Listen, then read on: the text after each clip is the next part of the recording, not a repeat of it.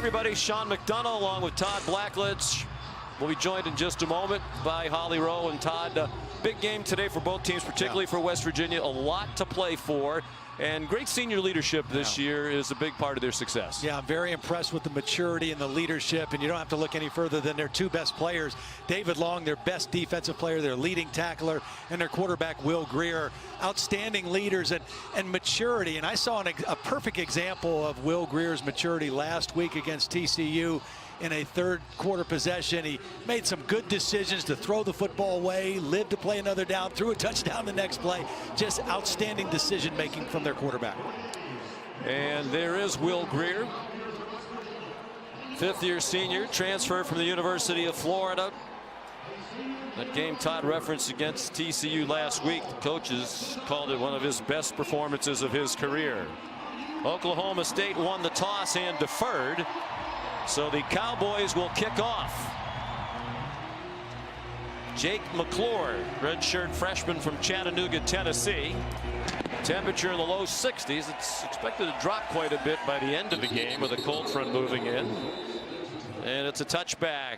Well, Holly, the last 3 years, Oklahoma State has defeated West Virginia, and Will Grier had a very tough time in the loss to the Cowboys last year.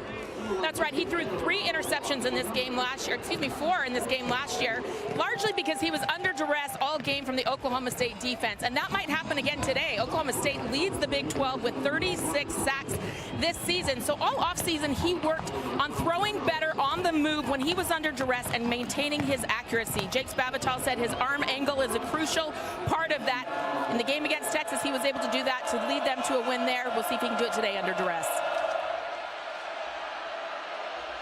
From the 25, the play fake inside, and it's Trevon Wesco, the tight end, who has been an emerging star in recent weeks. A gain of 8 on first down for the Mountaineers. Yeah, Jake Spavital went as far to say he's the piece that this offense has been missing. He's 275 pounds. He's very athletic. Had 5 catches and a touchdown a week ago, and catches the first pass today from Will Grier. Kennedy McCoy, the running back. It's running back by committee, and McCoy effective on the first carry of the day for WVU, nearly to midfield with a 16-yard gain. Malcolm Rodriguez, the tackle. One of the things that West Virginia, the last few weeks, their running game has really picked up. That was a hat on a hat. Everybody stayed on their blocks, and a nice run by McCoy. And they stick with Kennedy McCoy. He stays on his feet and nearly took it to the house.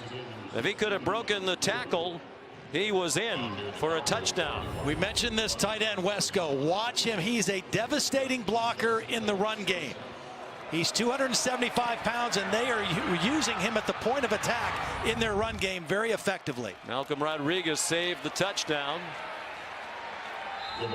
Oklahoma State, Todd, a defense takes a lot of chances. They have a lot of sacks, tackles for loss, but they also get gashed with regularity. McCoy, a short gain there. Playing a lot of young guys in the back end of their defense. There's a new defensive coordinator. Jim Knowles is the defensive coordinator. Spent the last 8 years at Duke. So a little bit of a different style and system this year.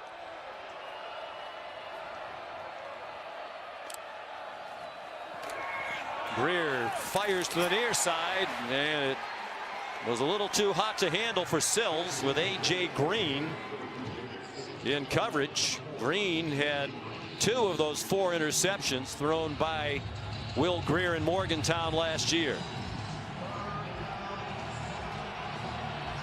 Again, here's the down where you've got to pay attention if you're pass blocking for West Virginia. 1 in 94. These 2 guys are their best 2 pass rushers on the edge.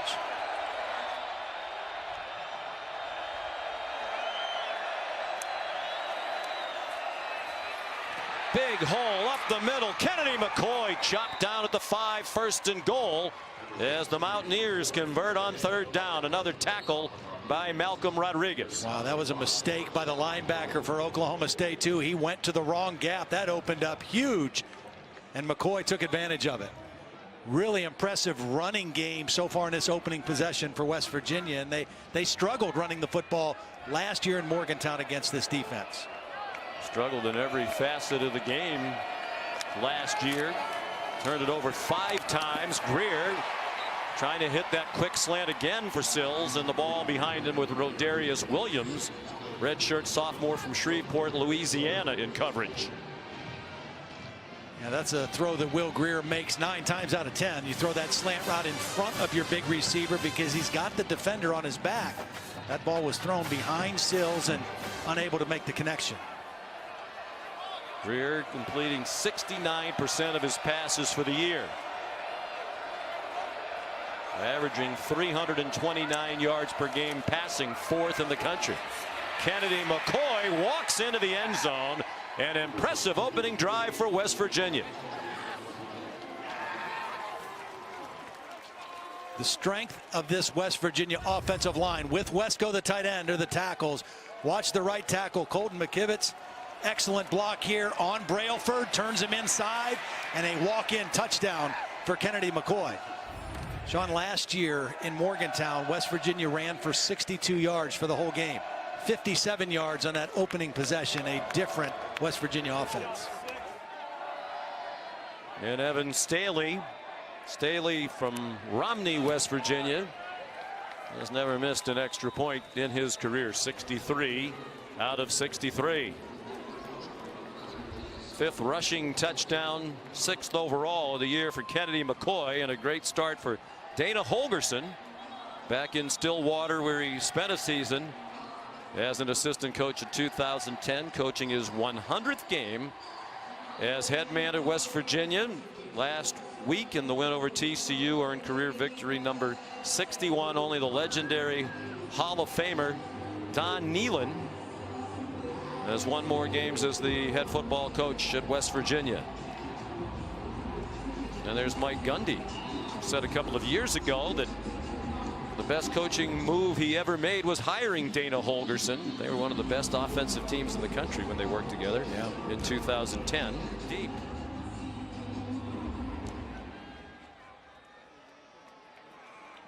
It's coming down to Hubbard, and it'll be a touchback.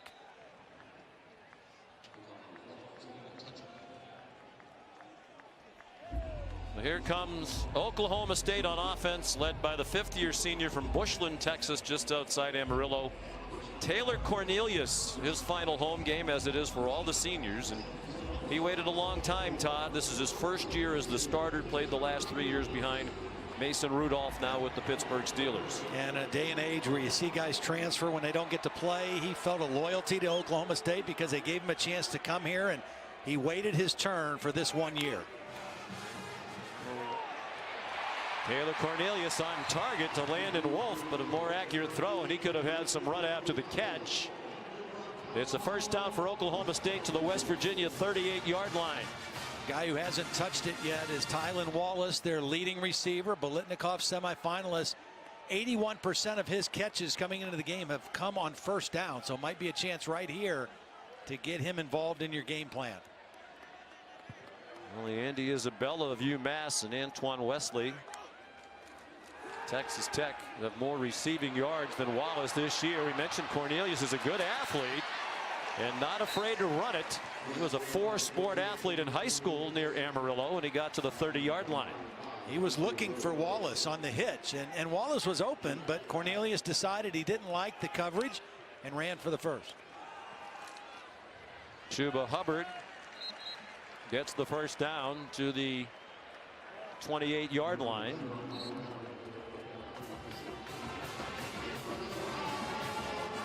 So Oklahoma State taking advantage of the short field. 1st and 10 at the 27. And we welcome those of you who watched the thriller in overtime. Ohio State hanging on to beat Maryland, coming from behind to do so, and then surviving Maryland's 2-point play, which was open. Sean McDonough, Todd Blackledge, Holly Rowe here in Stillwater, where West Virginia leads 7-0. They took the opening kickoff, marched down the field 75 yards in 10 plays. Kennedy McCoy a touchdown run. But since then they've punted twice. Oklahoma State punted on its first 2 possessions, but now the Cowboys are on the move. They took advantage of a short field after a West Virginia punt. They started this drive at the 50. Now at the 27, 2nd and 10. Taylor Cornelius. There's Tylan Wallace, their outstanding receiver, with a first down, tackled by Keith Washington.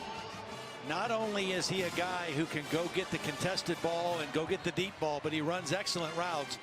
Nice timing and precision on that out route there. L.D. Brown comes in and running back. He's a decoy. The throw on target.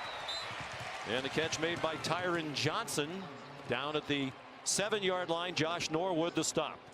Tyron Johnson really starting to develop as that second receiver, a transfer from LSU. The more he plays in this offense now, the better he gets. He's one of the top recruits in the country coming out of high school. There's a fade in the end zone, and it is caught by Tylan Wallace with Keith Washington all over him. It's a touchdown for Oklahoma State. Keith Washington is the best cover guy for West Virginia. It's one-on-one. But Tyler Cornelius says this guy's been doing it all year. If he gets single coverage, I'm going to throw the ball up and give him a chance to go make the play. Perfect position and timing on the jump by Tylan Wallace. They're talking about at Oklahoma State how there isn't a receiver in the country who's better at making the contested catch than Tylan Wallace. Sophomore from Fort Worth, and the extra point by Matt Amendola has the Cowboys even. Those of you just joining us, let's tell you what's at stake today. West Virginia starts the day tied with Oklahoma atop the conference standings, each at 6-1. They play Friday in Morgantown. It's possible that either one of those two teams, but not both, could clinch a spot in the Big 12 title game with a win today. Texas and Iowa State play tonight. The loser of that one is eliminated, but they know they have their hands full today with an Oklahoma State team that's had an up and down explosive. They almost knocked off Oklahoma in Norman last week. Failed 2-point conversion with just over a minute to go. The Cowboys lost by 1. Jake McClure's kickoff goes out of bounds. Here's Holly Rowe. Will Grier of West Virginia has been an incredible senior leader for his team this season. He's a family man. He's got a varied background. His siblings are very famous, but he is really staying locked in on the prize this year. I talked to him earlier this week, and he said that every practice, every rep, every moment that he is with his team, they are locked in on what is ahead of them. They're not looking ahead to a potentially huge showdown with Oklahoma, nor to the Big 12 championship game. He said the leadership on this team will not allow that to happen, and you've got to love how locked in this senior leader is for the Mountaineers right now. Yeah, I think his maturity and leadership. David Long on the defensive side. They've got 10 fifth-year seniors that are, most of them are major contributors. Dana Holgerson said the chemistry on this team is light years better than last year, and a big reason for their success. Grier, a good throw that time to Marcus Sims. Jark Bernard, the safety, made the tackle. I mentioned Will's the son of a coach and an outstanding high school coach, Chad Grier, who coached him in high school just outside Charlotte.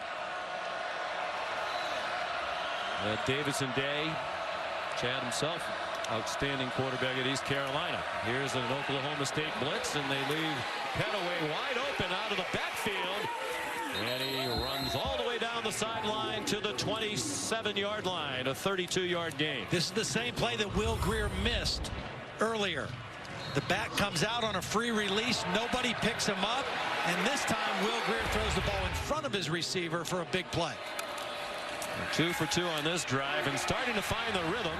The slant for another first down to Marcus Sims, who got taken down by Rodarius Williams. The biggest difference in this West Virginia offense now than even earlier in the year, and certainly when they played Oklahoma State last year, their ability to run the football has really opened things up for Will Grier in the passing game.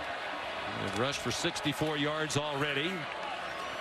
Swing pass to Gary Jennings, a missed tackle, and a West Virginia touchdown. See, this is a pass, but it's really just like a run. You throw the football behind the line of scrimmage. It's like a perimeter run, and you just hope that your guy can make one guy miss. Gary Jennings out in space. He's got one defender, sizes him up, steps inside, and Colby Peel can't make the tackle, and a touchdown for Jennings. They're very young in the secondary. Oklahoma State peels a true freshman. The starting safety, Jarek Bernard, a true freshman. They think he's going to be a star in the Big 12. Evan Staley, the extra point. Grier to Jennings for 13 yards. Most of it on the run. The Mountaineers happy. West Virginia's back on top. Well, guys, Oklahoma State has become the first school in over 30 years to win all 3 disciplines at the national championship in livestock judging, horse judging, and meat judging. They said that there are about 46 students who practice 20 to 30 hours a week. It is one of the most competitive programs on campus other than athletics. And they have a big cut of meat to send to you to the booth, a beef tenderloin. And I think their meat judging skills are on point, Todd, because you said it was pretty darn good. It was fantastic. I have to wonder, though, what makes somebody a good meat judger? Everybody likes meat. At least that's not true. A lot of people like meat. Everybody on this crew does. Holly, could you explain to us, as the Staley kickoffs the touchback, can you explain to us, how they determine who the best meat judges are? Yes, they actually have to have oral and written reasons. They have to judge 15 to 20 classes of meat a day in different forms between lamb, pork, and beef. And it is very important. And these people go on to be veterinarians, doctors, lawyers. They work for big protein companies like Tyson or Cargill.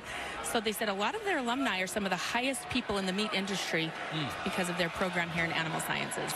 I want to know who was in charge of the meat preparation, because that stuff that got sent up here was fantastic. There's Chuba Hubbard for Oklahoma State, now down by a touchdown. You would be an excellent meat judger, and like 15 steaks a day or whatever is just about in your wheelhouse, so you have all the qualifications. I'm just going to stay being a meat eater. I like that better. They fake to Hubbard, and Cornelius was on target, and then the ball got knocked out. And it looks like they're going to call it a catch and a fumble, as Tylan Wallace had it, and then Kenny Robinson popped it out, and David Long recovered. By the defense. Yeah, I think he was definitely making a football move after the catch. He caught it, he tucked it, he starts upfield. No doubt. And there comes the hit by Kenny Robinson, who had a huge play in this game a year ago. Had a interception return for a touchdown, 39 yards, that brought West Virginia back in that game. And there's a big hit that knocks the ball loose.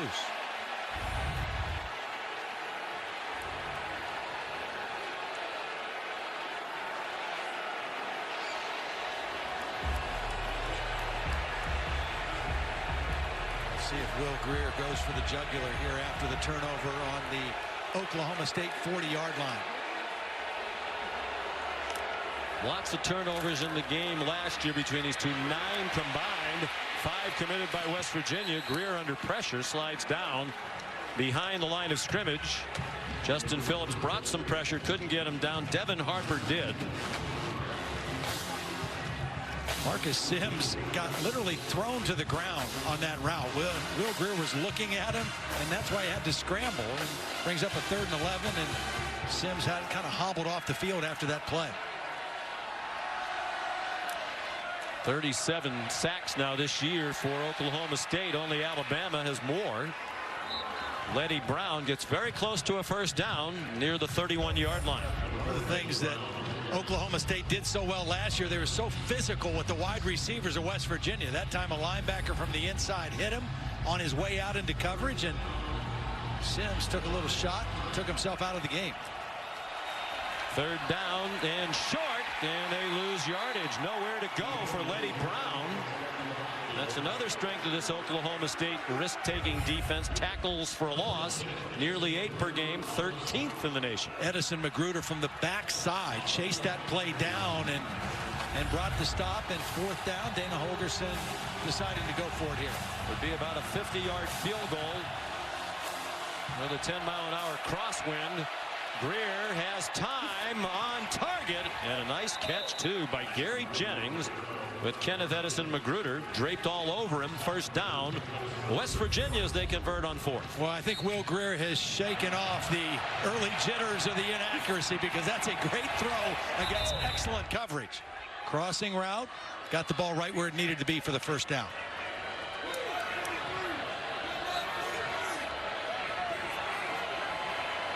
Shaky start, 5 in a row since.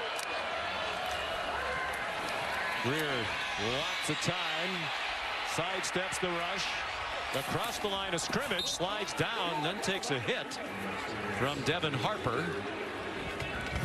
Pretty good coverage downfield on a couple plays here for Oklahoma State. Will Grier, not really known for his running ability, is not running by design. He's running because there's nowhere to go with the football. That time, at least, he was able to pick up positive yardage on the scramble. Minus 63 yards rushing for the season coming in for Dana Holgerson. Final 10 seconds of the first quarter. West Virginia trying to add to a 14-7 lead. Letty Brown for 2. And that's the end of the first quarter. That's the end of the first quarter. I said that already. ABC College Football presented by Jared will continue after this message and a word from our ABC stations.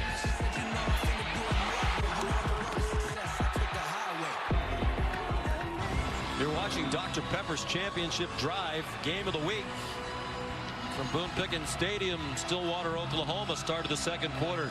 Number 9 West Virginia, that's in the college football playoff ranking, and number 7 in the AP poll, leading 14-7 on third down. What a throw! Grier right on target to David Sills for a West Virginia touchdown. Well, David Sills is 6'4". He's 220 pounds, and this is a perfect throw to a big receiver. This is good coverage by A.J. Green, but you can't defend a perfect throw like that by Will Grier. And these two know how to connect for touchdowns. That's what they specialize in.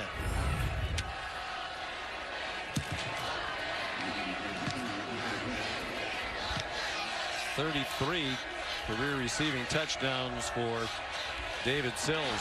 Stedman Bailey has had more at WVU. And the extra point good by Evan Staley.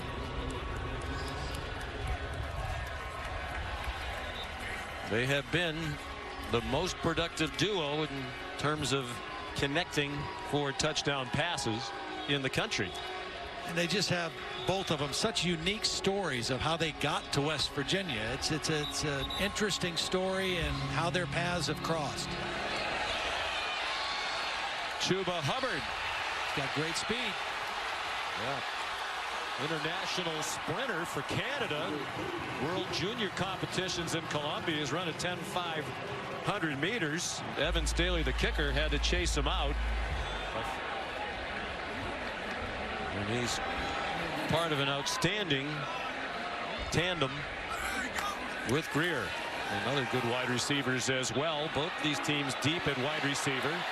Taylor Cornelius slides down after almost an 8-yard gain, chased by Kenny Bigelow, a transfer from USC. Taylor Cornelius, we mentioned, a very good athlete, 4 sports in high school. He doesn't look like a good runner because he's kind of gangly at 6'6", but he's been very productive running the football. Has 7 rushing touchdowns for the Cowboys this year. 6'6", every bit of it. 232 pounds. Fake to L.D. Brown, and good run after the catch by Landon Wolf to the 42-yard line of West Virginia. Well, Cornelius, just outside Amarillo, Texas. All-area, all-state basketball player. Came here as the backup to Mason Rudolph for the last 3 years. This year, 8th in the country in passing yards per game. L.D. Brown, the ball carrier. Josh Norwood, the tackle, just short of the first down. Always look for the unique things when I read about bios, and he was a high jumper, jumped 6'6". L.D. Brown, nice cut. And the Cowboys are on the move. 1st and 10 at the WVU 20-yard line. Ezekiel Rose made the tackle. L.D. Brown remains the running back. Cornelius faked it to him, man wide open, and a touchdown. Logan Carter. Logan Carter just kind of gets lost. It's a great run fake. Here he is. He's going to kind of show block in here and then go to the end zone, and he gets lost. He gets a piece of David Long, runs by him, and Cornelius hits him with the football. West Virginia was thinking run all the way, and the tight end did a great job of selling it with that half a block. First career catch for Logan Carter, and it goes for a touchdown of 20 yards. And Matt Amendola, who's been in a bit of a funk kicking the ball, has made both of his extra points today. Well, it's usually a shootout when these two teams get together, and it's certainly starting out that way today in Stillwater. 21-14 following the Oklahoma State touchdown by Logan Carter, redshirt sophomore from Henrietta, Texas, and a walk-on here. That was his first career catch, and he wound up in the end zone. He's also partially deflected a punt. Why are they kicking the ball out of bounds? I don't think he's trying to do that. It's two. Will Grier, 9 out of 13 for 112 and 2 touchdowns. Under duress, sets up a little bubble screen, and David Sills couldn't hang on to it with A.J. Green right there for Oklahoma State. Very important if you're a defense in a game like this, with the offenses as capable as they are, to win some first down plays. That's a big win for Oklahoma State on first down, because 2nd and 10, you have the advantage on the defensive side. Kennedy McCoy. Tough run to the 39-yard line, where he was stopped by Jordan Brailford.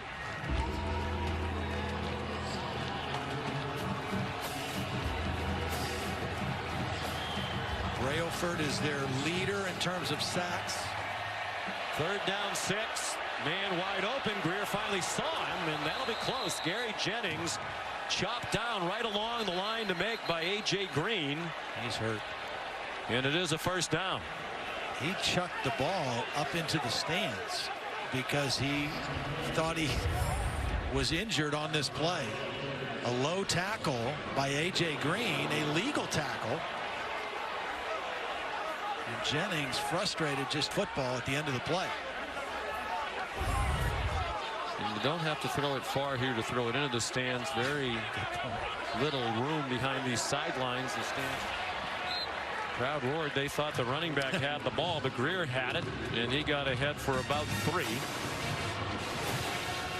Not known as a zone read runner, occasionally a bootleg or something where you can really fool somebody. Good news for the Mountaineers to see Gary Jennings back on the field and okay.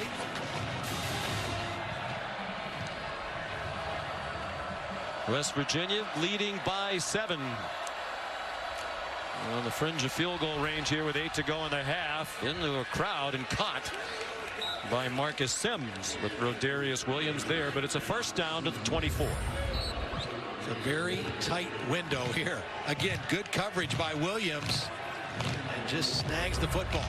He was actually holding Sims, and Marcus still made the play. After the play fake, Grier sacked way back at the 35 by Justin Phillips.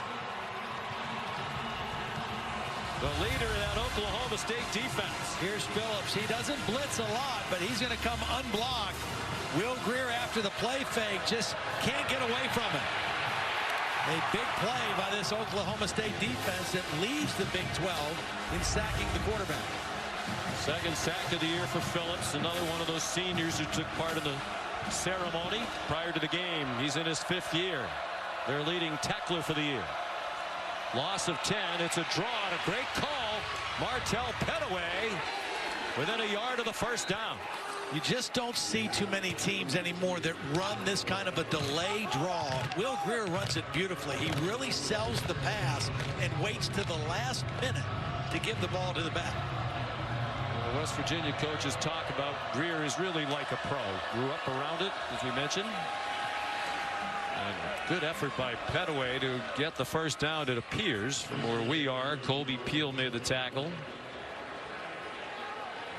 As we mentioned, Will Grier's dad, a coach. Chad Grier here today. Will Grier and West Virginia first down at the Oklahoma State 13. He's got single up here on Sills. Safety giving it away. Cowboys showing blitz. And They crowd the line. There's the single coverage and the pass behind Sills with A.J. Green in coverage. That safety gave away his blitz so early that Will Grier was able to read it. But again, pretty physical coverage by A.J. Green. Very physical. From pylon cam neighborhood. Wasn't quite the pylon cam, but it was the tallest pylon, and we had more than one. It was a ref cam, one of the officials wearing the camera today. Martel Petaway to the 10-yard line.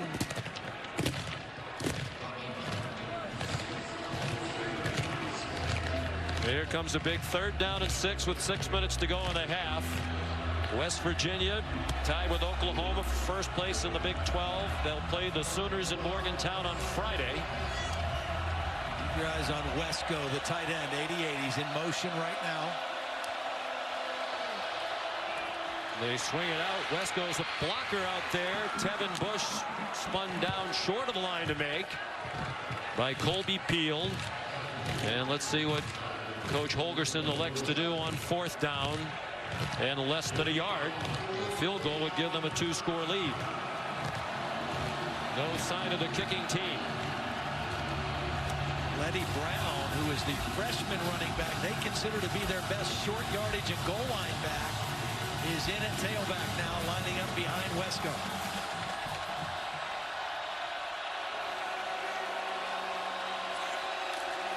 On 4th and 1, it's Grier trying to submarine his way with the necessary yardage.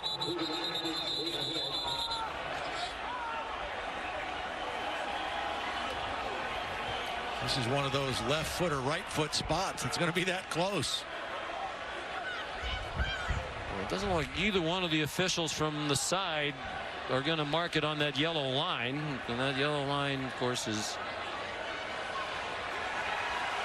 not official. It's pretty close. I would think they'd have to measure this. Cooper Castleberry, the referee, will bring on the change, but from here and based on the yellow line, it doesn't look like they got it. Tell you who made a nice play there was Jarrell Owens, number 93. He anticipated the snap count and kind of jumped up high. Watch Jarrell Owens right here jump up and tackle Will Grier high and not let him fight forward with the football.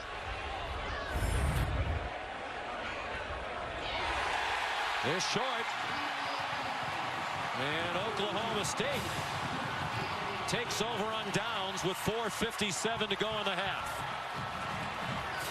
In this league, you're not going to play great statistical defense, but you've got to be good in certain times. You got to come up with some stops. You got to create some turnovers, which West Virginia's defense has done.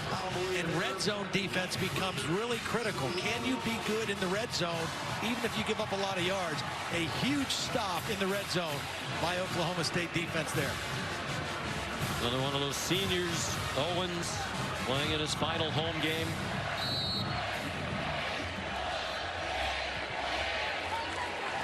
Just shy of their own 5-yard line, Taylor Cornelius and Oklahoma State.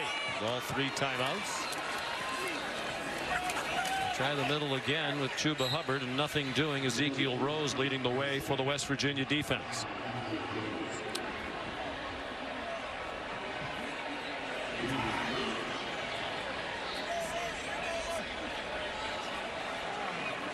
Right now, if you're Taylor Cornelius, you have to be really smart with the football. You've had 2 turnovers in the game. You're down 7. Take care of the football. It's got to be rule number 1 for you here. Oklahoma State has turned it over twice already.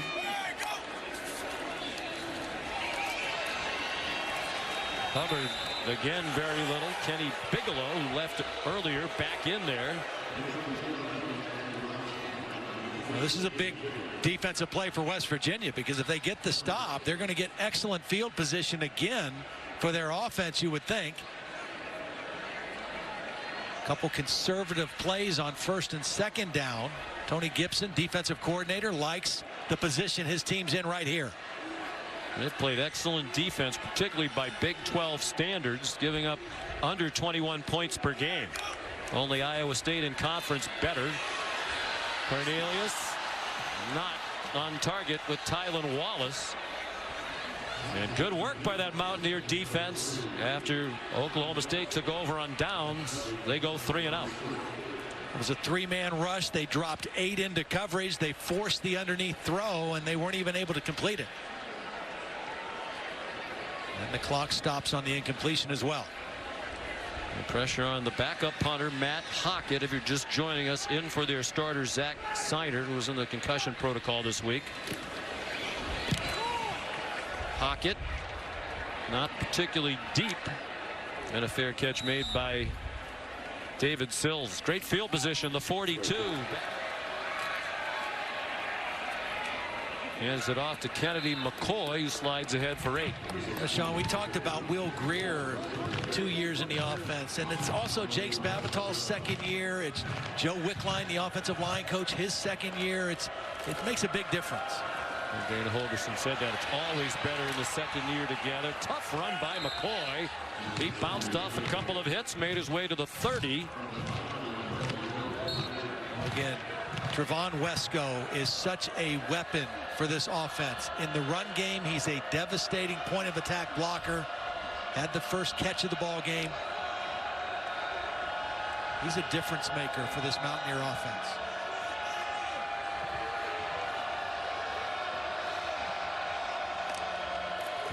Under a minute and a half to go. McCoy wants more running room and another touchdown for West Virginia.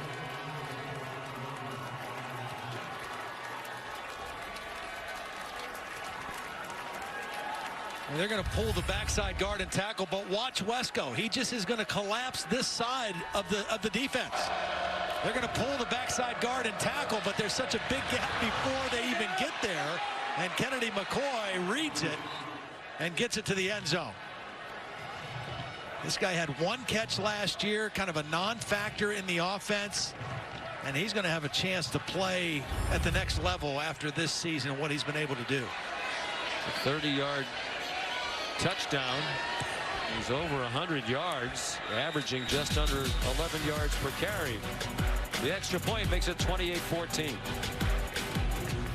Dana Holgerson in West Virginia, number 9 in the college football playoff rankings that we showed you a moment ago. He said, we're not paying any attention to that. Our goal is the Big 12 championship. They could take a big step in that direction with a win here today. Much more successful against the Cowboys on the ground today than they were in that loss a year ago in Morgantown. And much better job stopping the run than they were a year ago when the Cowboys ran for 250 yards. Short kickoff by Staley, caught on the run by Chuba Hubbard. And he's out to the 26-yard line.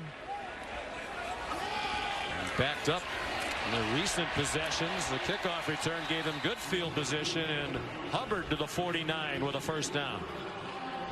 Good opportunity for one of those double moves, or an out and up, a slant and go type route. Clock running, 50 seconds to go in the half. 1st and 10 from midfield. Cornelius on the run, bad throw into a crowd and picked off by Keith Washington. You talked about it, Todd, the inconsistency of Cornelius, and we are seeing it within the game today. Well, he wasn't able to throw it on time, and West Virginia knows Wallace is the guy he's going to look to when he needs a play, and that's just a beautiful job by Washington, continuing to drift underneath this throw. It's an ill-advised throw by Taylor Cornelius in that situation.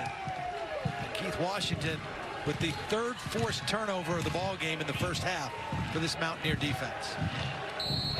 Poised perhaps to capitalize with 41 seconds to go in a timeout. 3rd interception of the year for Washington. Redshirt junior from Prattville, Alabama. Pressure from the corner, and it's a quick hitter up the middle. McCoy ran into one of the officials, who knocked him down at midfield. It was the umpire, Jim Adams, credited with the stop. Well, he didn't wrap him up, but he sure got him to the ground. Marcus Sims runs out of bounds across midfield. Stay tuned for the Capital One halftime report. 25 seconds away. And a great opportunity here to really change the complexion of this game, Todd, heading to the second half. If West Virginia can put more points on the board and make it a 3-score game.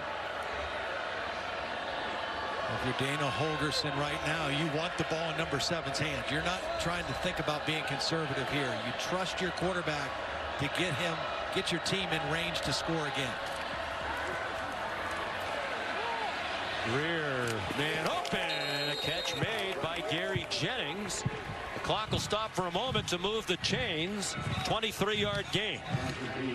Good timing on that throw by Will Grier, and now they are very close, if not already in field goal range, but Grier thinking about more. And the pass batted down at the line of scrimmage. 10 seconds to go in the half. They do have a timeout. So you think they could safely run one more play for sure. And with that timeout, you can throw it anywhere. I mean, if you want to throw a quick throw, try to get 8 to 10 more yards before you attempt a field goal, you can throw it anywhere with that timeout. That free access down here over the slot. McCoy has had a season high rushing total here in the first half, 130 yards. West Virginia calls timeout. I'm not sure Dana Holgerson wanted quite that quickly. It's a possibility there could be time left after the kick. 10 out of 14 this year. He's made his last 6. And the last 5 in that streak have all been from 40 plus. This one's from 43. Right to left wind. And he is right down the middle. And the clock does click to zeros to the relief of Dana Holgerson. So a big turnover late in the half by Oklahoma State leads to 3 points for West Virginia. 17-point Mountaineer lead at the break. From Boone Pickett Stadium, Stillwater, Oklahoma, West Virginia leading 31-14. Sean McDonough, Todd Blackledge, rejoined by Holly Rose shortly. A lot going on in that half. Turnover is a big part of the story in the first half. Absolutely. The thing that impressed me the most about West Virginia was not Will Grier in the passing game, is their ability to run the football, 170 yards, and how well they played defense. They held an offense in Oklahoma State that had 640 yards last week against Oklahoma, held them to 208, forced the 3 turnovers. I thought the play of the West Virginia defense was outstanding in the first 30 minutes. Luke Hogan to kick it away. Got noticeably more chilly since the game began. It was delightful mid-60s afternoon, but that wind kicked up. You could see it knock down that kickoff. And with the wind chill, it feels like it's in the high 40s now. Is stop the run. He's very upset with how they're giving up the running game to this West Virginia team, something they've been better at than this, and he needs that to stop immediately. And Kennedy McCoy ran for 131 for West Virginia in the half. 6 yards away from his career high. Here's Taylor Cornelius, the quarterback for Oklahoma State, running for a first down. He's very good at this. David Long was completely fooled by the fake. Low snap and an errant throw. Dylan Stoner did well to snare it. Again, they've been playing without their starting center, Johnny Wilson. The big blow to Oklahoma State. It's Rye Schneider making his first career start. He had appeared in only 3 games this year, and all of them at garbage time. Low throw and a catch made 2 yards short of the first down to midfield. Tylan Wallace. I think one thing that Cornelius is going to need to do in this second half is he's going to have to try to isolate Tyron Johnson, because he's going to get better coverage. Quick rip through the middle. Chuba Hubbard tackled by the safety Kenny Robinson, and Oklahoma State quickly on the move here already to the West Virginia 40. Just more than a minute. Hubbard Inside the 25-yard line, Keith Washington, a cornerback, made the tackle. Really nice block by Tevin Jenkins, the right tackle, and a nice yardage-consuming drive here with the running game. West Virginia brings a blitz. Cornelius has a man. It's Stoner down inside the 5. Toyus Avery saved the touchdown with the tackle. Nice work in the pocket by Cornelius, just moving but keeping his eyes downfield until he saw Stoner uncover for the ball. 23-yard gain. Cornelius up to 151 yards and 2 touchdowns, but he's also thrown a couple of interceptions. This is where he becomes an effective runner as well.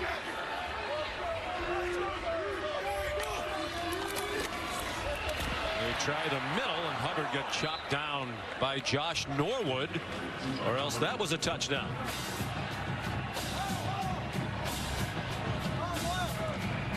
Oklahoma State, obviously Mike Gundy wanting to improve that running game. Only 89 yards rushing in the first half.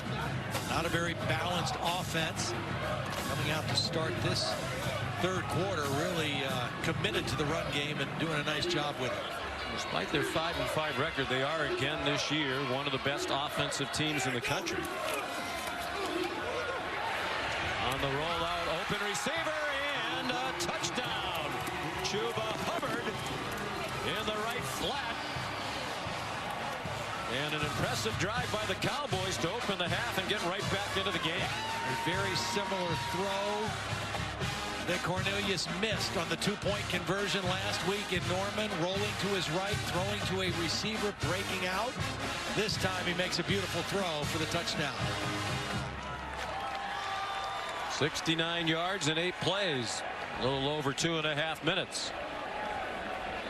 3 touchdowns today for Cornelius.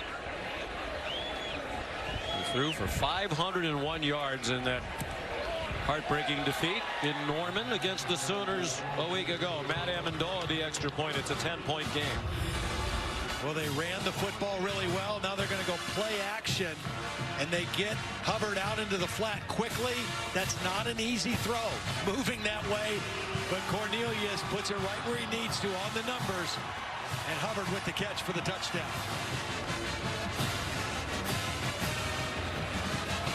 There's Matt Hockett to kick off. Big flag up top there, doesn't really show it, but the wind has picked up considerably. 15 miles per hour now, it gusts to 25, and that's a touchback. There's McCoy, and that's now a career high in rushing in a single game. Brailford and Phillips made the tackle, but his career high was 137 last season against Oklahoma. He's up to 139 with that run. Much different conditions when the game started.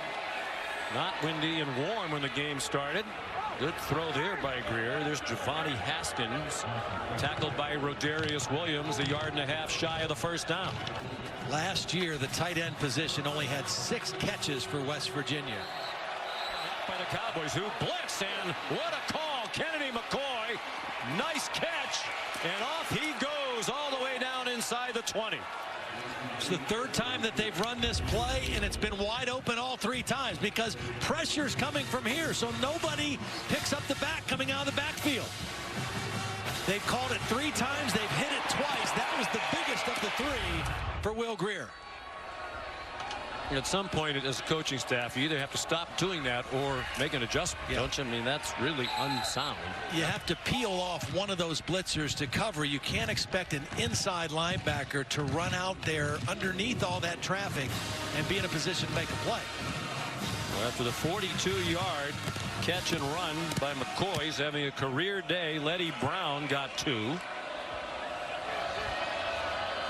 Trying to answer that opening score to start the half by the Cowboys.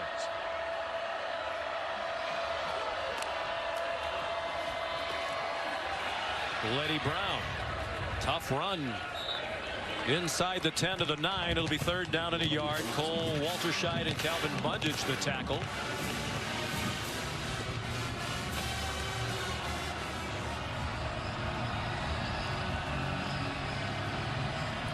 Last year, West Virginia was 2 of 15 on third down against Oklahoma State. Grier faked the inside handoff, and he does not escape. Malcolm Rodriguez the tackle. The ball came out, but they had already called Grier down. The runner was down before the ball came out. It's 4th down. Really tried to trick him and did not. Yeah, really nice read by Rodriguez. Here he is over here. He's going to watch the eyes of the quarterback and just fill and make the play behind the line of scrimmage.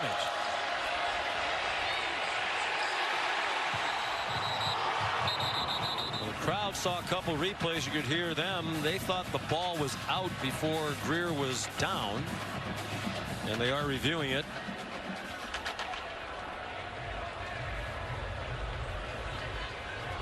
The runner fumbled the ball before he was down. It was recovered by the defense at the 17-yard line. 1st down. Please reset the game clock to 9:43. 9:43. Well, Bill, I'm inclined to agree with you. You know, it kind of felt like it was a fumble, but I'm not sure we ever really saw video evidence to reach that conclusion definitively. However, it's happening. That's what you can't control sometimes. They must have felt they had a view, maybe on this view here, that the ball is starting to move before the knee hit. I think that's probably the one. It looks like the knee's not quite down when that ball does look like it's popping out, and they probably slowed it down too. Well, I'll go with replay on this one. I was wrong on my first looks, but this is a good correction by replay. From the 17-yard line, all kinds of acreage for Hubbard to weave his way through. Upended by Kenny Robinson just across the 30-yard line. Boy, nice job by the left guard, Marcus Keys, their most experienced guy up there, opening that hole. Straight ahead goes L.D. Brown. Yeah, he's played his best against their best opponents. You know, when they've played top-ranked teams, top 10 teams, he has been a superstar. He had 10 for 220 last week. 10 catches for 220 and 2 touchdowns against Oklahoma, but by his own admission, not a great game. He dropped 3 balls. And he had 10 for 222 and 2 touchdowns in their win over Texas. Both those teams were ranked number 6 in the AP poll. This West Virginia team is ranked number 7. This is their 3rd top 7 opponent of the year for the Cowboys. 1-1 against the first 2 and trying to make it a 1-score game against this one with 8 minutes to go in the quarter. And L.D. Brown might have got there with the second effort, but just overall, Sean, such a different sense of urgency out of this Oklahoma State football team, particularly their offensive line and running the football. They look completely different than they did in that first 30 minutes. They did not get the first down, so now on 4th down and 1, the Cowboys going for it from just across midfield. Well, your quarterback is 6'6", 230 pounds. He's not under center right now, but West Virginia might have moved. There are flags down. Hubbard gets the first down with a yard to spare. Marcus Keys, the offensive lineman, pointing at the defense, saying they were the ones who jumped. We'll see if the officials concur. Offside, number 46 of the defense. It's a 5-yard penalty and a 1st down. Reese Donahue, defensive end. He's right here. He should be watching the ball instead of listening to the quarterback's voice. Tried to get an early jump. Linebacker Giovanni Stewart up on the line of scrimmage also moved. Play fake to Hubbard. Cornelius has a man wide open. It's Dylan Stoner. Stayed on his feet for a moment. Then when he realized he was going to stumble down, he dove to get as much out of it as he could. It's a 1st down to the 16, a 27-yard gain. Stoner did a nice job finding a hole between the corner and the safety there. Chuba Hubbard. You wouldn't know he was a world-class junior sprinter. Shea Campbell injured again. Trying to gut it out. He's been hurt a couple of times. Zach Sandwich in 5 tackles all year. He's number 31. Redshirt sophomore. Fake to Hubbard. And Cornelius, little pump fake. He was probably across the line when he did that, but hey, style points perhaps. Most importantly, it's 1st and goal for Oklahoma State. Down by 17 at the half. trying to get within a score. The defense doesn't know if you're across the line, so the pump fake can still work. That's why you do it. You're not thinking about throwing it. You're just trying to fool the defense. First and goal from the 10. Swing pass, Hubbard. No gain. Well played, Josh Norwood. He's been involved in a lot of the action from his cornerback spot today. Started his career at Ohio State. Then a redshirt year, then played one season before transferring to community college and now to West Virginia. If I'm West Virginia defensively, even though it's second down here, I'm not leaving Tylan Wallace without some safety help. I'm not going to play him single without any help over the top. Shift in a similar manner to when they got the penalty a moment ago. Lined up correctly that time. Hubbard, but flattened at the 3-yard line. Was he down? Apparently not. Now the officials say he's down at the 1. He extended the ball to the goal line. Didn't get that, but they did give him that extra yardage after he took the big hit and still kept on going. It's a nice catch. Had to reach behind him. Lands on top of the player. Was short of the goal line. Third down. Boy, that's tremendous effort by Hubbard to keep fighting. Clearly his knee down before he got to the goal line. What the officials are saying, though, is even a little bit further back. Third down and goal. Instead of inside the 1, they're just outside the 2. Hubbard again. They were ready for him. No gain on the play. David Long, who Dana Holgerson calls the best linebacker in the country, is a semifinalist for the Butkus Award, leading the defense, and Gundy needs to get within a score, so they send the field goal team on. That's a win for the defense.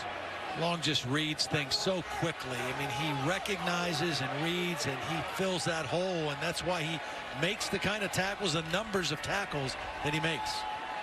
There's Matt Amendola's first field goal attempt of the game. Dating back to last year and into this year, he had made 23 out of 24, including 18 in a row at one point. But 1 for his last 6 before that one. Mike Gundy said, just like a golfer who gets into a little bit of a slump. That's a 20-yard field goal. It's a 1-score game. We mentioned it earlier. Mike Gundy's son Gunner, the quarterback at Stillwater High School, the Pioneers state semifinal playoff win last night over the defending champ Booker T. Washington out of Tulsa. They played that game in Owasso, about 80 miles from here. Mike Gundy able to go. Yeah. Gunner had a big day, threw 3 touchdowns, 147 yards passing, and they're going to go to the championship game for the first time since 1977. You know, when we talked to Mike, he said they're probably going to run it a lot because they're not going to have a lot of openings to throw. Quantrell Walker, the sophomore tailback, carried it 36 times, 231 yards. He was the workhorse. I like what Mike Gundy said when we asked him, does he give the Stillwater coaches some input? He said, hey, they're 11-0. I'm 5-5. They don't need my help. They're doing better than I am. Justice Hill's brother, Dax Hill, star safety for Booker T. Washington and running back. He's heading to Michigan. Yeah. Just joining us, West Virginia led by 17 at the half, 31-14, with 10 points for Oklahoma State here in the third quarter. Letty Brown, the ball carrier. Wesco shifts to the left end of the line for the second down and 3. Brown again trying to turn the corner to the right. He does not get back to the line of scrimmage.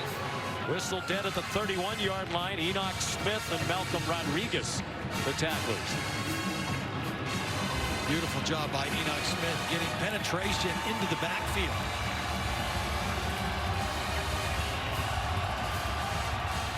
All of a sudden, it just feels like the momentum of this game has changed. The weather has changed, and the momentum of the game has changed. The weather's changed drastically. The wind picking up out of the north. The temperatures really dropped. 2 minutes to go in the quarter. Grier on target, but well short of the first down to the 36-yard line. Marcus Sims, the receiver.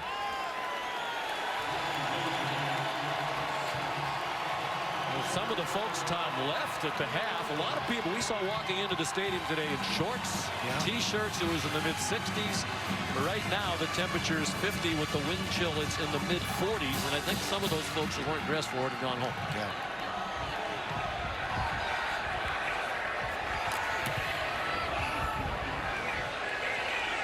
Billy Kinney, the punt. Dylan Stoner lost the football, and it looks like the Mountaineers got on it at the 18-yard line. A huge break for West Virginia, and one they dearly need in what has been a lethargic third quarter for Dana Holgerson's Mountaineers. Well, Stoner originally was signaling to stay away from the football. And then at the last minute on the bounce, he decided to try to catch it. And he never fielded it cleanly. He just muffed it. He felt the pressure coming down, and a costly turnover, because just as we were saying, Sean, the momentum had changed in this game. And all of a sudden now, West Virginia with their 4th turnover that they forced in the football game. And I think he had the time and space to field it, at least stop the momentum of the ball, save them a couple of yards. But clearly he took his eye off the ball as they were closing in on him rapidly. I think he just hesitated. I think his first instinct was to let it alone, and then at the last minute he tried to field it, and he didn't do it cleanly. From the 19-yard line, West Virginia, Kennedy McCoy knocked down after a 1-yard gain. That'll take us inside of a minute to go in the third quarter. Big game for West Virginia, tied with Oklahoma for first in the Big 12. Oklahoma playing Kansas, a game they are almost certain to win. They both like to go into that showdown in Morgantown next week with one loss. One or the other could clinch a spot in the title game, depending on how it all plays out today, and the Texas-Iowa State game involved in that as well. Marcus Sims, the intended receiver, 3rd and 9. Will Grier had to get rid of that because there was a blitz by Malcolm Rodriguez, was in the face of Will Grier, and he had to throw out the ball before he wanted to. Now a big 3rd down play. Again, the red zone has not been kind to West Virginia in the ball game. 2 for 4 in scoring opportunities when they've gotten down here. Will Grier hands it off on the delay. Kennedy McCoy smothered for no gain. Jordan Brailford, the 5th-year junior, had a redshirt year, then sat out another season due to injury, likely his last home game. Well, he comes from right here. I mean, watch how quick he is getting across the line of scrimmage and chasing this play down. Chases it down, uses his athleticism, and gets to the sideline and stops that play for no gain. Now an important field goal try by Evan Staley. You mentioned he's been red hot. Has made 7 in a row. This to restore a 2-score advantage, and it'll take place in the 4th quarter. The 3rd quarter.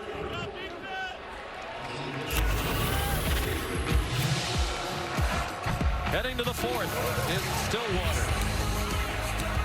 West Virginia leading 31-24. On to the 4th quarter we go, and a big field goal try here for Evan Staley, who's made some pressure kicks. He was one of the heroes of their win at Texas, made 2 from 40 plus on a windy day. This is from 34 with pretty good wind, and that one is good. Evan Staley puts West Virginia back up by 10, 4 seconds into the 4th quarter. Well, it's a little chilly for the fans who remain, but they're glad they stuck it out. It's become kind of a typical Big 12 game. High scoring. The 10-point lead for West Virginia. Luke Hogan gets ready to kick off.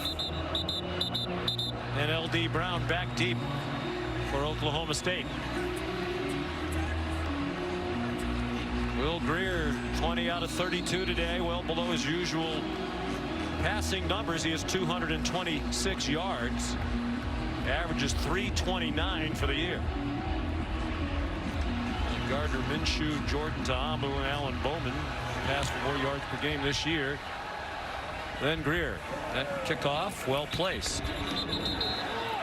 Taylor Cornelius on target to Landon Wolf, a walk-on.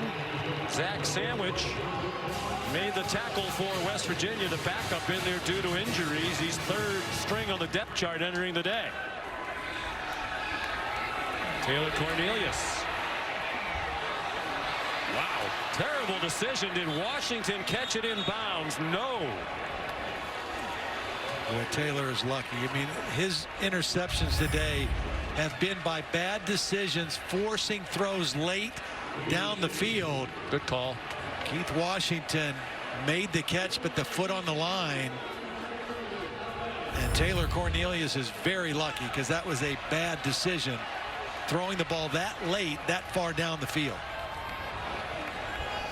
He's a smart guy. We talked the other day. Bright, articulate, graduated with 2 degrees, one in management, another one in marketing. Pump fake by Cornelius, lofts one in the air for Wallace, who couldn't make the catch. The ball might have hung in there a little bit too long, and Washington closed the ground and knocked it down. Washington just watches the eyes of the receiver and plays through the arms of Wallace. He doesn't know where the ball is, but he's reading the eyes of the receiver, and as soon as he sees those arms go up, he fights up through those arms and makes a play. Tony Gibson said Washington's their best cover corner. He tried to get him matched up when he could with Wallace, and he's done a good job on Wallace today. Just 44 yards receiving for Wallace, who was third in the nation in receiving yards coming in. Cornelius through some traffic now to the sideline and caught by Tyron Johnson.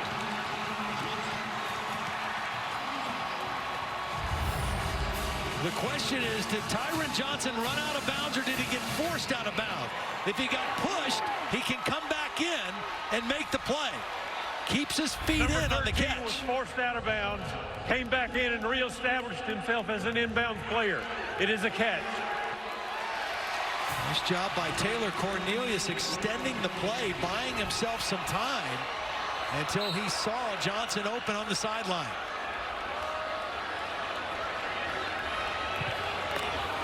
From the 17. Nothing doing for Hubbard. David Long.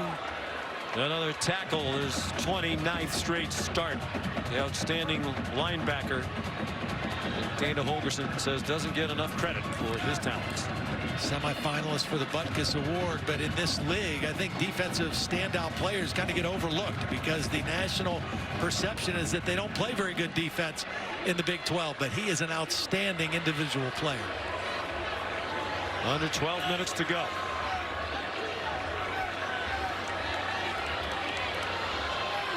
Crowd almost completely silent with the Cowboys on offense. Gibson brought a blitz and it worked. Kenny Bigelow in the middle of it for West Virginia, but Hubbard could not get started and did not get out of the backfield. And sometimes you blitz to rush the passer. Sometimes you blitz to stop the run. Zach Sandwich, the linebacker, came on the blitz that time. And Bigelow also there to make the play and bring up a third and long situation. Again, Oklahoma State needs to score twice, so they don't have to score a touchdown on this possession. We do have a shaky field goal situation. Swing pass, Hubbard uses his blocks on the corner and gets the first down. Kenny Robinson presented a touchdown. Well, I love this by Tylan Wallace. He's not having the kind of day that he's used to having catching the ball, but what a block he made on the perimeter that time for the first down. They come up very quickly in this goal-to-go situation, and they throw a fade, and it is caught. Tyron Johnson.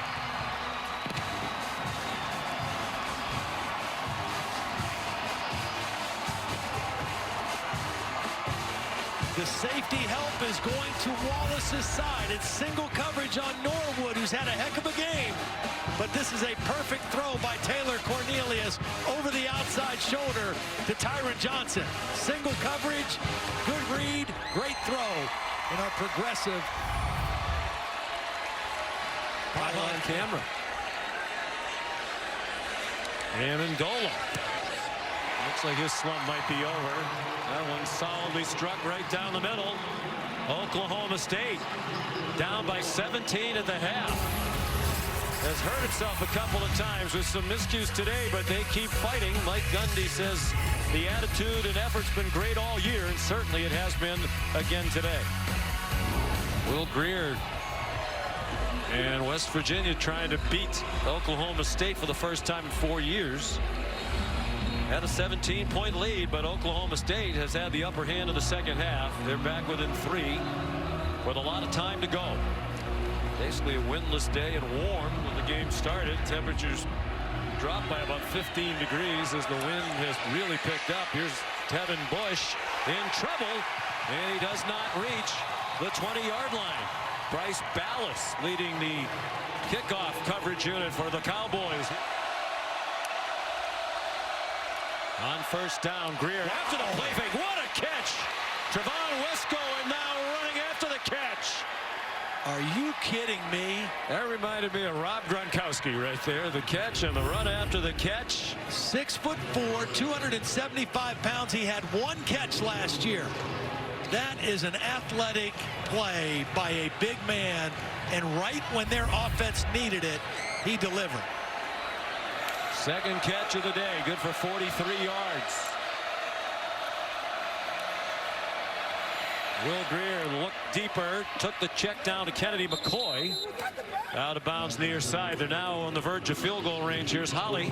One of the things that West Virginia struggled with here in the second half is really running the football. They were so great in the first half. Part of that's they've been without Martell Pettaway. He's a little shorter, stouter runner than McCoy. Averages a yard more per carry, but we have not seen him in the second half. He's injured right leg.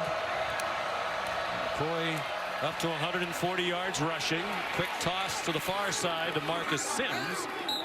He dragged a couple of Cowboys along. Jarek Bernard made the tackle, but it's a first down at the 25-yard line. Nice job by Sims, knowing what he needed for the first down, just kind of lowering his shoulder and head, running forward for that yardage. Under 10 minutes to go. Huge game for West Virginia. Any hope they have of getting into the college football playoff requires a win today. What a response in this drive, and it all started with the play by Wesco. An offense that had not had much energy automatically got energized by that play. Fifth-year senior from Martinsburg, West Virginia, spent a couple of years in junior college, and the throw high over the head of Marcus Sims. Kima Sivaran had coverage for the Cowboys. You talked about Wesco. Came into today, Todd, with 20 career catches, 16 of those in the last 6 games. Ever since that Iowa State loss, he has been a factor. Grier, single coverage for Sills. Tight coverage. Sills wanted a flag. Looked like he couldn't get an arm up in the air. A.J. Green, they've had a spirited battle all day long. It's been like this the whole game. A.J. Green has had his hands on David Sills the whole game, and Sills is not getting a call. They're allowing that to happen, and it's just a matter of A.J. Green fighting a little bit harder than David Sills on those kind of plays. Fourth down and 5. Cowboys showing blitz from Grier's left. They rushed 4. Grier dancing around, plenty of time, into the end zone and incomplete. He got tackled before the ball got there. They're going to have a pass interference, and I think it's the right call. This ball would have been a touchdown had there not been contact before the ball got there. Pass interference by number 16 of the defense. It's a 15-yard penalty and a first down. Devin Harper is the guy that's going to get called. Will Grier buys time. This is a touchdown to Sims. And he just tackled him without making a play on the football. Kennedy McCoy, rather. Yep. Intended receiver, 6', 8. Guarded by a middle linebacker, Devin Harper. The ball was well thrown, and Harper just not making a play for the football, played through the man. That offensive line gave Grier some time. Saw his discipline in the pocket. Couple little steps to keep it going. McCoy dragged backwards. Second down and goal. Justin Phillips, the first to meet McCoy, who's up to 144 yards rushing for the day's average 8 yards per carry. Yeah, Justin Phillips really timed that blitz perfectly. I mean, he hit that on the dead run and got a hold of McCoy initially in the backfield. Holly mentioned Martell Petaway, good short yardage back, ordinarily might be out there, but not available. So they stick with McCoy and a bunch of 3 receivers to the right. Sims across in motion. McCoy again. They've run that play, variations of it a lot today, and the Cowboys have seen enough of it. Walter Scheid, the tackle. It's just his own play, and they overloaded it. Edison Magruder came from his safety position and was the unblocked man in the hole as well. Very little running room there for McCoy. Takes Spavital on the left, down the middle of your picture. 33-year-old offensive coordinator. They have not had success with David Sills fighting tight man-to-man coverage for the football. 3rd and goal from the 6. Probably 4-down territory based on what we just saw. Bush didn't catch it. They went for the quick throw out wide to Tevin Bush. And it's an incomplete pass. 4th and goal. They converted on 4th and 5 a moment ago. Can they get it in on 4th and goal from the 6?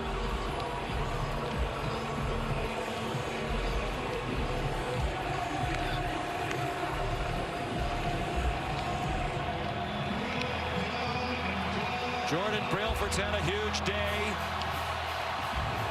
Career high in tackles.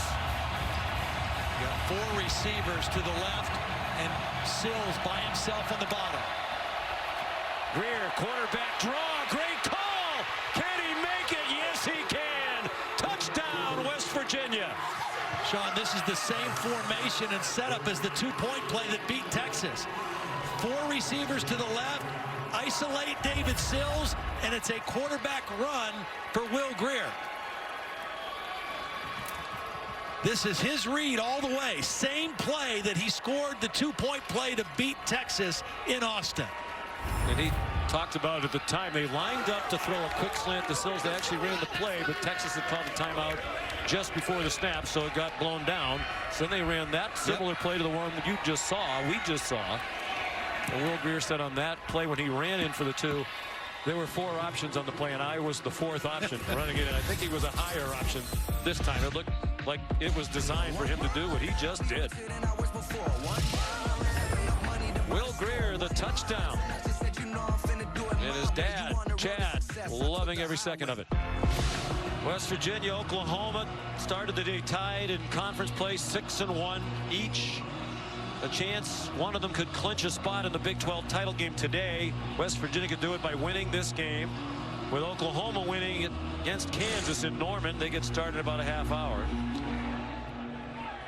We'll get back to the scenarios in a moment. First, the kickoff by Luke Hogan.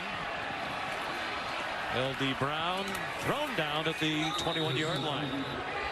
The loser of that Texas-Iowa State game tonight is eliminated from any chance of making the title game in Dallas on December 1st. Tylan Wallace.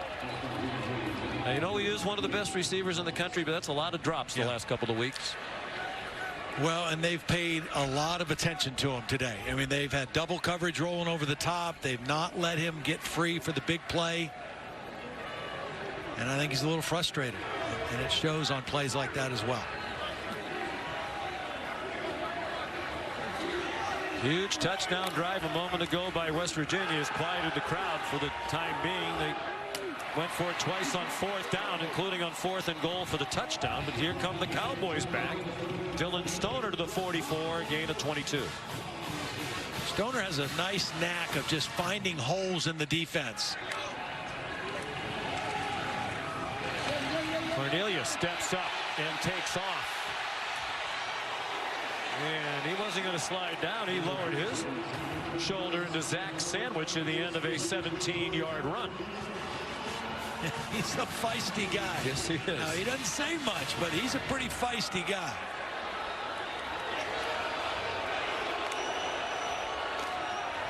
Tyron Johnson is the guy at the bottom who's going to get the single coverage most of the time if you're looking for a big throw. Play clock down to 5. Pressure off the corner, and he got upended. Cornelius escapes away from it. Throws into the end zone, and Stoner could not hang on. He had Stoner open early, but he couldn't get his feet set to throw it. When he did throw it, there were some bodies around. Stoner goes high to make the play, but the hit by Kenny Robinson at the end knocks the ball loose. But if Cornelius could have seen Stoner early, he was wide open and a breakdown in the West Virginia coverage, but he couldn't get him the football. Been a big day already for Stoner. Career high 9 catches and 127 receiving yards. Nice run. With that very effective fake right at the line of scrimmage. Just in case. He just runs better than you think that he would be able to. But again, a 4-sport star in high school, high jumper, jumped 6'6". And it never really high jumped, just kind of walked over, started doing it. Was a Class 2A area champ in the Amarillo area. David Long brought him down there.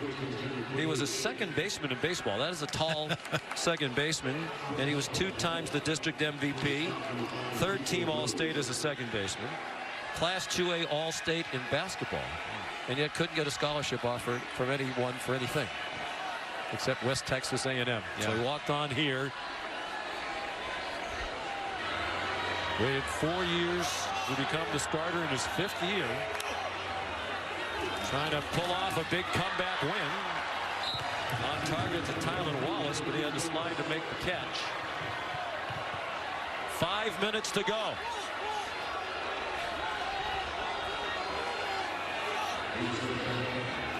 Stoner's been a go-to guy. Cornelius keeps it again.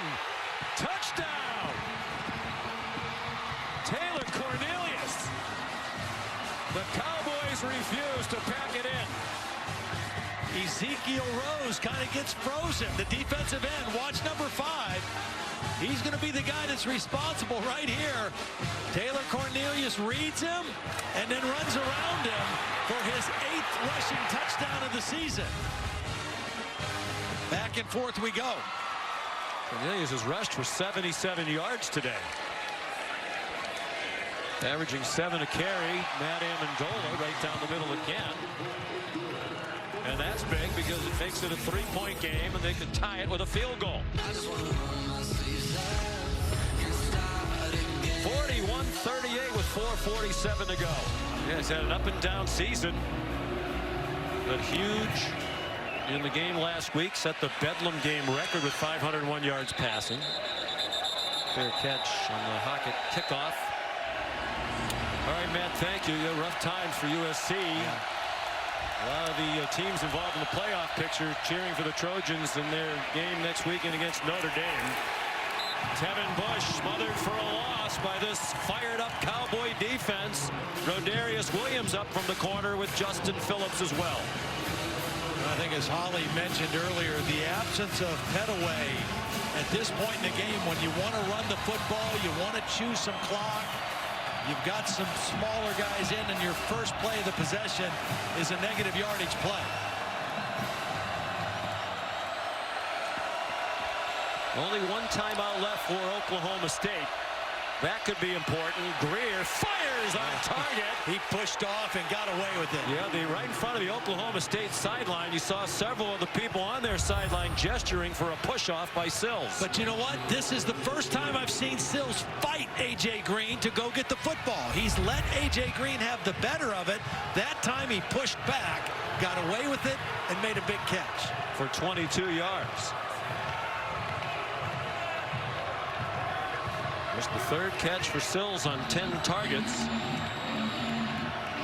A quieter than usual day for both of the Biletnikoff Award finalists, 1 on each team, Wallace and Sills. And Grier airing it out and almost intercepted. The nearest man was Rodarius Williams, running with Marcus Sims.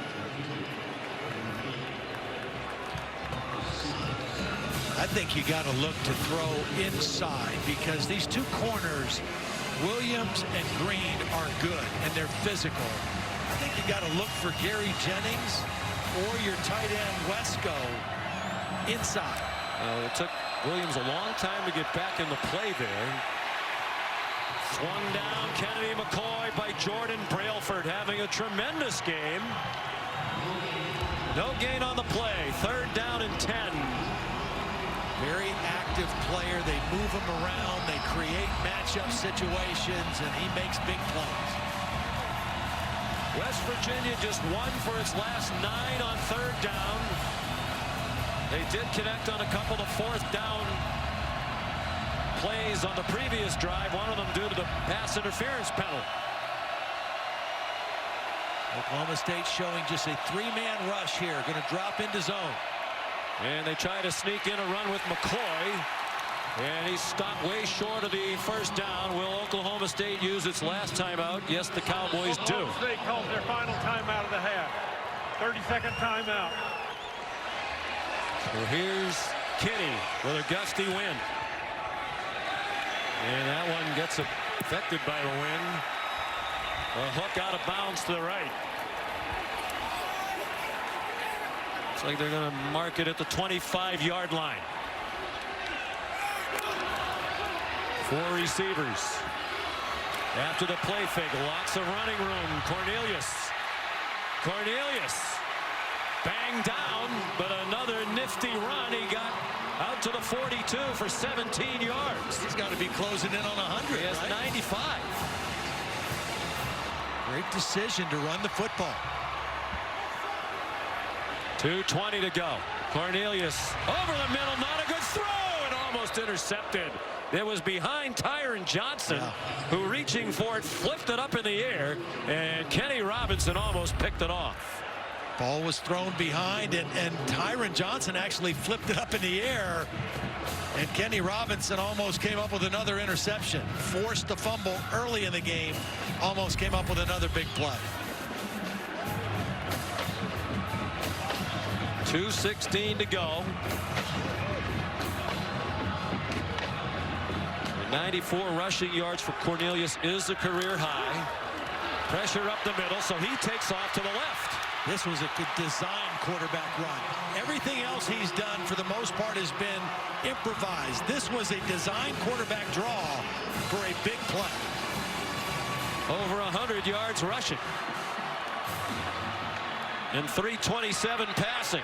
Cornelius, 5th-year senior, 1st-year starter, waited a long time for this platform and ran out of time as he scrambled to his left. 1:57 to go. 2nd and 10. We think back to Matt Amendola, the kicker. His career long is 53. Slumping coming in, but he's looked solid today.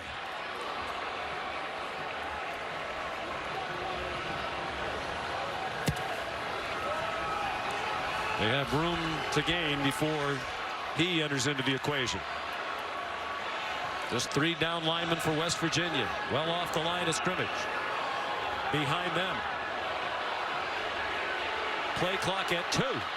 They get it off. Hubbard weaves through the traffic. Hubbard in the field goal range of the 22-yard line. Davon Askew-Henry with the big stop for West Virginia. We talked about the new center in there. Rye Schneider, what a block on the 2nd level on the linebacker to break that play open. And we wonder if some of the defensive attention now was on Cornelius, thinking that he might keep it with the way he's been running lately. The Mountaineers crowd the line a bit, then start to retreat. Under a minute and a half to go. This defense is calling for a pass because they're in there to stop a run.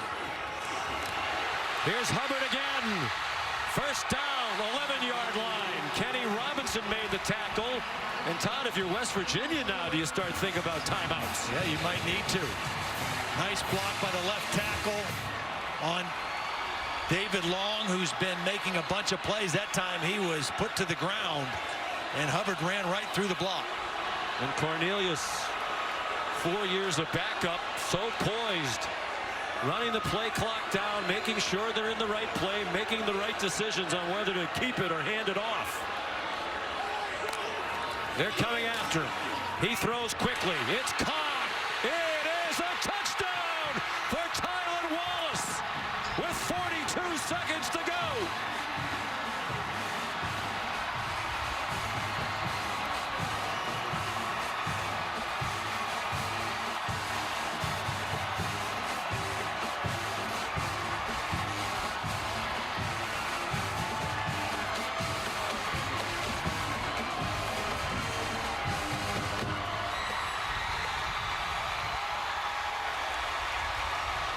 And now Amendola,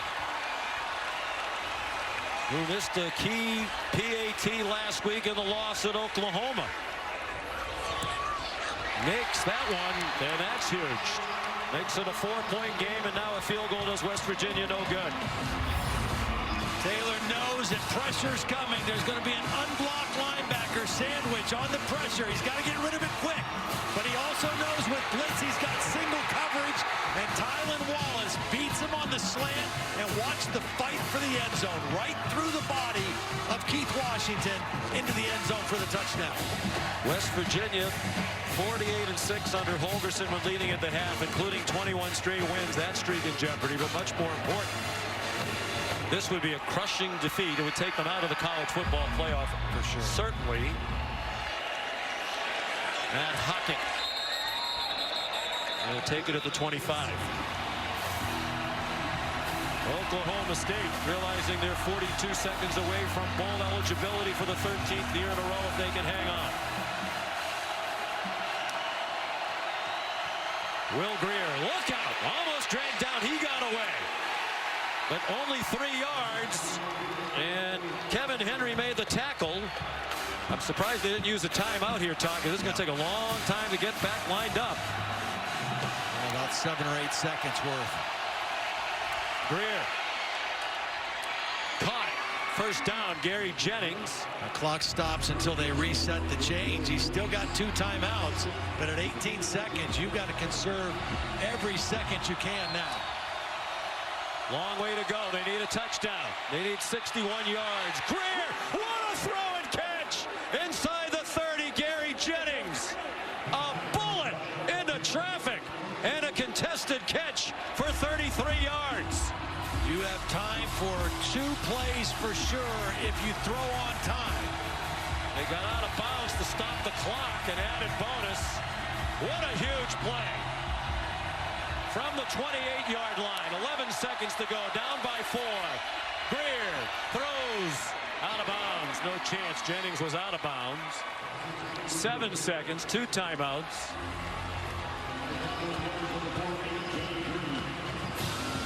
And I think Dana Holgorsen probably wishes he had used the timeout after the Grier run to start this possession.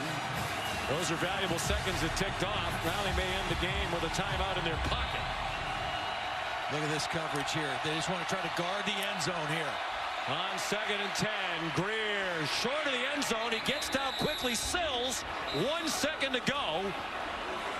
That's a smart play because now you don't have to throw a desperation play. West Virginia calls their second timeout of the half. 30-second timeout. You make that catch, you get the timeout. Now you can call a normal play from the 14-yard line. Living on the edge. I mean, no question. One more tick goes off the clock and they're dead. But now everything's still alive.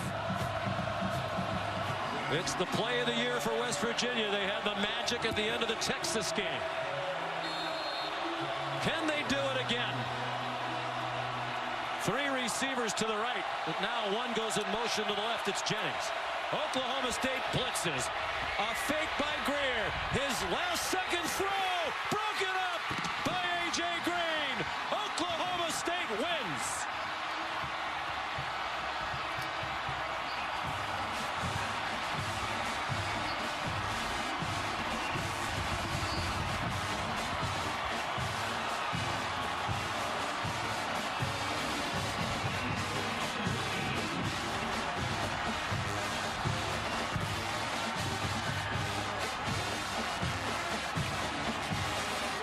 was looking for David Sills, but because he was flush from the pocket, he wasn't able to get a lot on this throw. And these two guys, Sills and A.J. Green, have been fighting the whole night.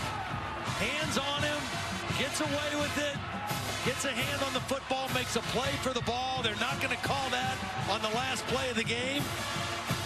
And Oklahoma State gets the incredible comeback win. Well, a wild season it's been for Mike Gundy, and what a wonderful 24 hours. His son goes to the state championship game next week that won last night, and he gets a huge win today. He's with Holly.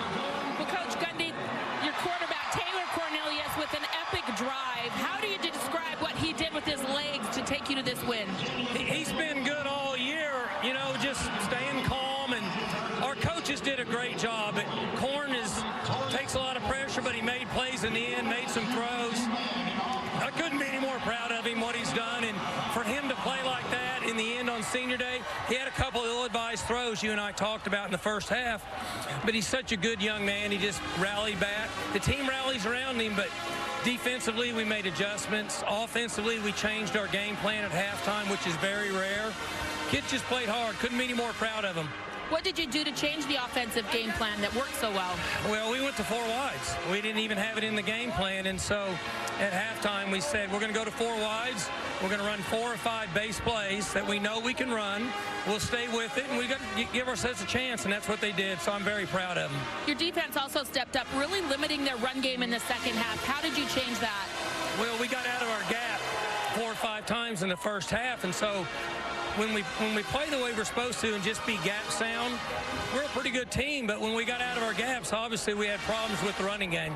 All right, a bowl game now in your future. Congratulations, Coach. Thank you. Thank you, guys. Thank you. This has been a presentation of college football on ABC. Todd Blackledge, Holly Rowe, Sean McDonough. Good night from Stillwater, Oklahoma.